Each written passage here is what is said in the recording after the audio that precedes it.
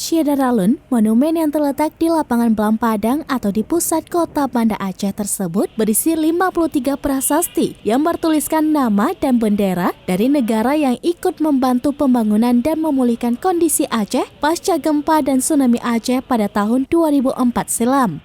Tidak hanya membantu memperbaiki dan membangun kembali Aceh yang porak-poranda dalam bentuk bangunan dan fasilitas umum, melainkan juga terhadap psikologis para korban yang kehilangan keluarga dan harta benda. Pada Senin 26 September 2022, Serambi On TV mengunjungi langsung monumen Thanks to the World di lapangan Belampadang, Kampung Baru, Kota Banda Aceh.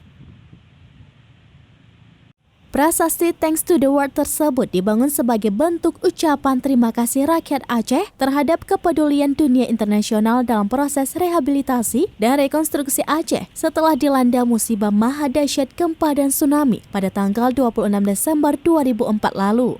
Oleh karena itu, pemerintah Aceh membangun prasasti-prasasti ucapan terima kasih tersebut di berbagai sudut lapangan Belampadang. Pada prasasti tersebut ditulis ucapan terima kasih dan damai dalam 3 bahasa, yaitu bahasa Indonesia, Inggris, dan bahasa masing-masing negara. Di dekat prasasti juga ditanam pohon yang disebut sebagai pohon persahabatan. Di depan monumen juga dilintasi oleh jogging track dan lapangan yang biasa digunakan untuk olahraga sepak bola oleh anak-anak dan remaja. Kini, Belampadang tidak hanya menjadi pusat aktivitas berbagai event besar di Aceh, melainkan juga menjadi salah satu jantung utama kota Banda Aceh.